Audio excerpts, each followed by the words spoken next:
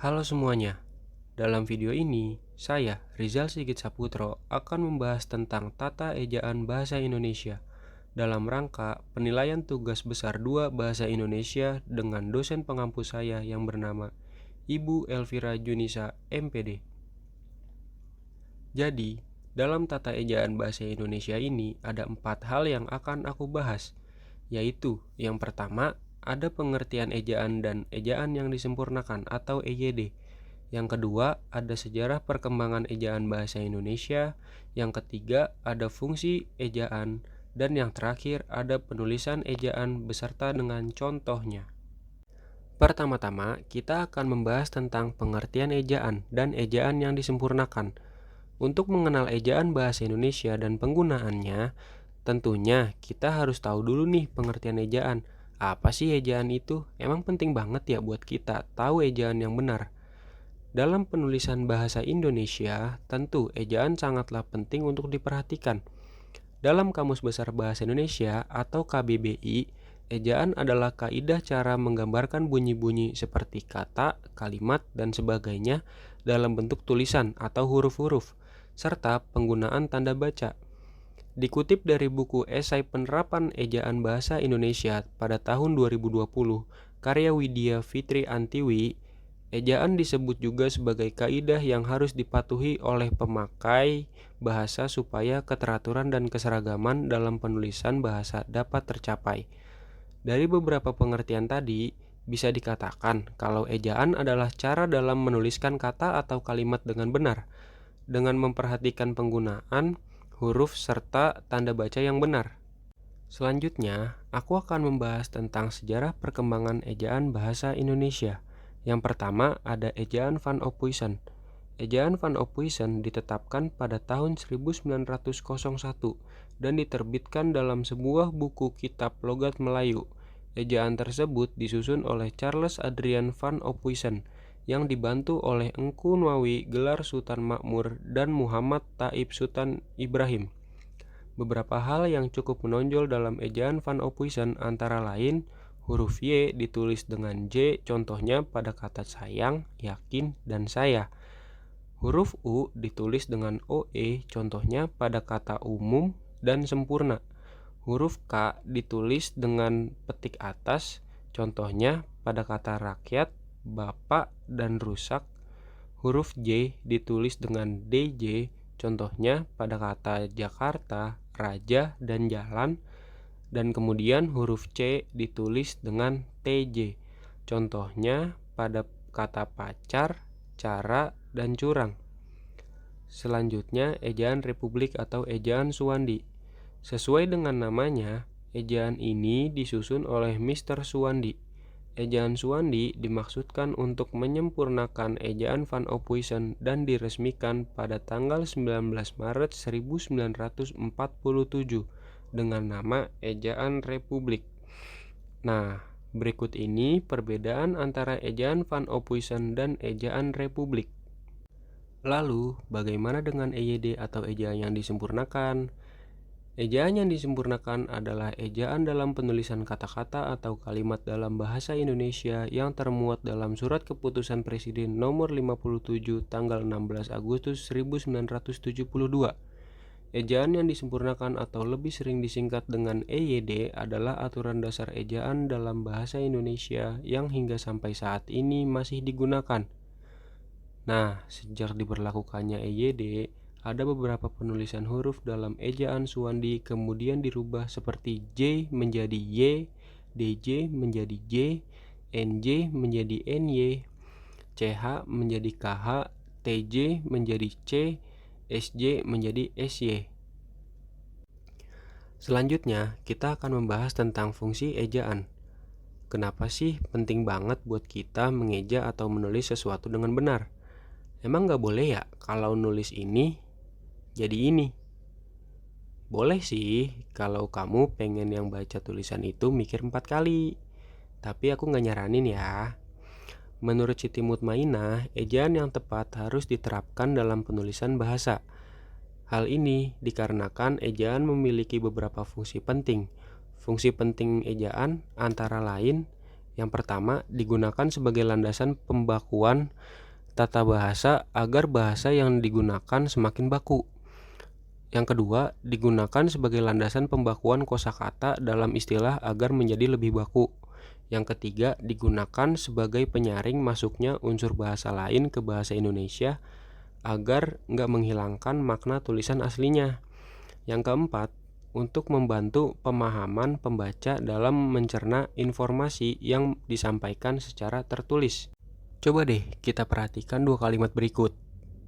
Kira-kira walaupun kedua kalimat tersebut menggunakan kata-kata yang sama, apakah maksudnya sama juga?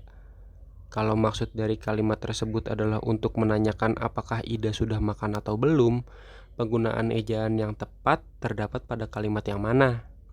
Ya, bener banget. Kalimat dengan ejaan yang tepat terdapat pada kalimat nomor 2, yaitu Ida sudah makan. Sedangkan kalimat pertama merupakan kalimat yang memberi informasi atau kalimat berita bahwa Ida sudah makan. Mungkin kalau lagi chattingan sama temen, kamu nggak terlalu mikirin tentang ejaan yang benar ya. Tapi gimana kalau kamu lagi dalam sebuah forum yang formal? Masa iya penggunaan kata yang dipakai asal-asalan? Tentunya enggak dong. Dalam sebuah forum yang formal, kamu pasti akan dituntun menggunakan kosakata baku. Kosakata baku tersebut merupakan kosakata yang menggunakan ejaan sesuai dengan Kamus Besar Bahasa Indonesia atau KBBI dan ejaan yang disempurnakan atau EYD, yang saat ini menjadi pedoman umum ejaan bahasa Indonesia atau PUEBI. Terakhir, ada penulisan ejaan dan contohnya. Dilansir dari buku Pedoman Umum Ejaan Bahasa Indonesia atau PUEBI yang ditulis oleh Kemendikbud RI, terdapat beberapa aturan dalam penulisan ejaan yang benar. Yang pertama ada huruf abjad. Untuk huruf abjad dalam bahasa Indonesia terdapat 26 huruf abjad, yaitu A sampai Z. Yang kedua ada huruf vokal. Dalam bahasa Indonesia terdapat 5 huruf vokal yang diantaranya adalah A, I, U, E, dan O. Tetapi perlu menjadi catatan bahwa untuk huruf E terdapat dua jenis penyebutannya, yaitu E dan E. Contohnya, untuk penggunaan E ada dalam kata enak dan petak. Sedangkan untuk penggunaan E ada pada kata emas, kena, dan tipe. Selanjutnya ada huruf konsonan. Dalam bahasa Indonesia terdapat 21 huruf konsonan. Di antaranya adalah seluruh huruf abjad kecuali 5 huruf konsonan, yaitu A, I, U, E, dan O. Selanjutnya ada gabungan huruf vokal. Gabungan huruf vokal dibedakan menjadi dua jenis, yaitu monoftong dan diftong. Monoftong dalam bahasa Indonesia dilambangkan dengan gabungan huruf vokal EU yang dilafalkan E. Contohnya pada kata eri, sedati, dan sade. Selanjutnya ada diftong. Di dalam bahasa Indonesia terdapat 4 huruf diftong yang dilambangkan dengan gabungan huruf vokal AI, AU, EI, dan OI. Contoh penggunaan pada kata santai, amboy, pulau, dan survei. Selanjutnya ada gabungan huruf konsonan. Gabungan huruf konsonan seperti KH, NG, NY, dan SY masing-masing melambangkan satu bunyi konsonan. Contoh penggunaannya seperti pada kata khusus, akhir, ngarai, siang, banyak, nyata, syarat, dan musyawarah. Selanjutnya ada huruf tebal. Huruf tebal dipakai untuk menegaskan bagian tulisan yang sudah ditulis miring. Contoh huruf DH seperti pada kata Ramadan, tidak terdapat dalam ejaan bahasa Indonesia. Huruf tebal dapat dipakai untuk menegaskan bagian-bagian karangan, seperti judul buku, bab, atau subbab. Contohnya pada bab 1 pendahuluan. Selanjutnya ada huruf miring. Huruf miring digunakan untuk menuliskan judul buku, judul film, judul album lagu, judul acara televisi, judul siniar, judul lakon, dan nama media massa yang dikutip dalam tulisan termasuk dalam daftar pustaka. Contohnya seperti ini.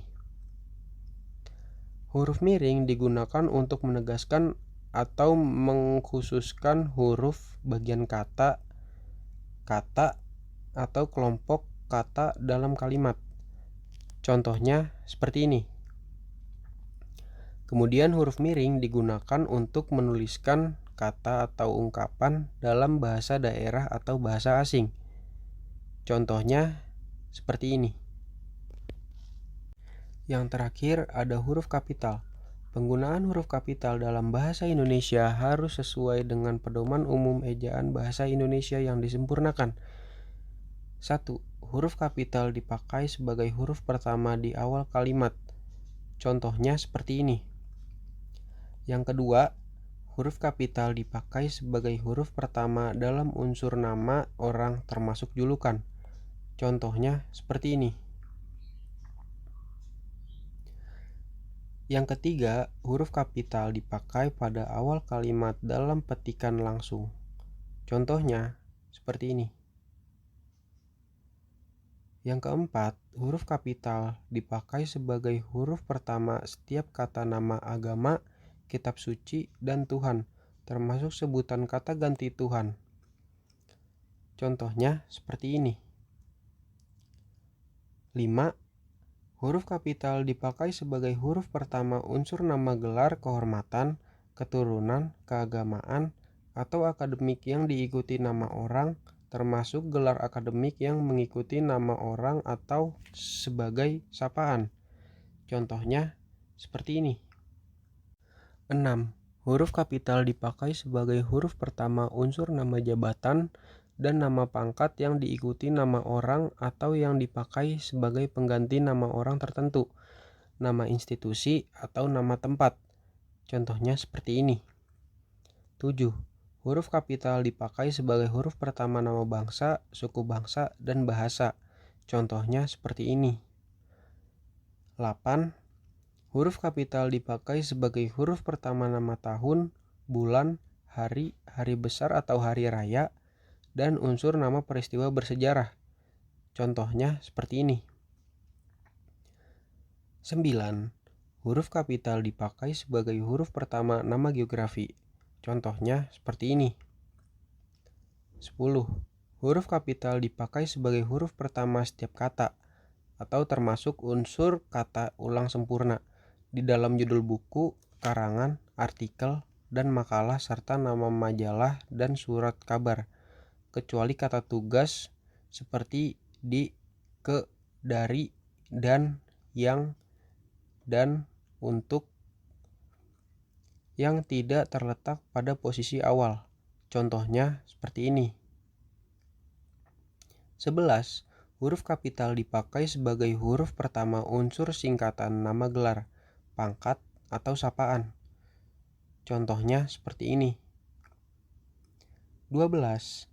Huruf kapital dipakai sebagai huruf pertama kata penunjuk hubungan kekerabatan, seperti bapak, ibu, kakak, adik, dan paman, serta kata atau ungkapan lain yang dipakai dalam penyapaan atau pengacuan. Contohnya seperti ini. Yang terakhir ada bentuk kata ulang. Bentuk kata ulang ditulis dengan menggunakan tanda hubung di antara unsur-unsurnya. Misalnya seperti ini.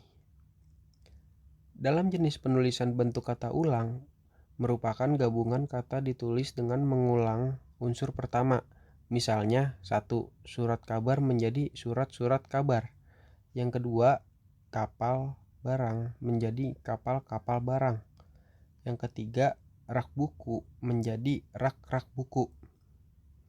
Nah, itu tadi beberapa penjelasan tentang bagaimana penggunaan ejaan yang benar. Siapa tahu kamu menemukan kesalahan yang mungkin sering kamu temukan dalam ejaan bahasa Indonesia. Terima kasih sudah menyaksikan video ini sampai selesai ya. Bye-bye. Halo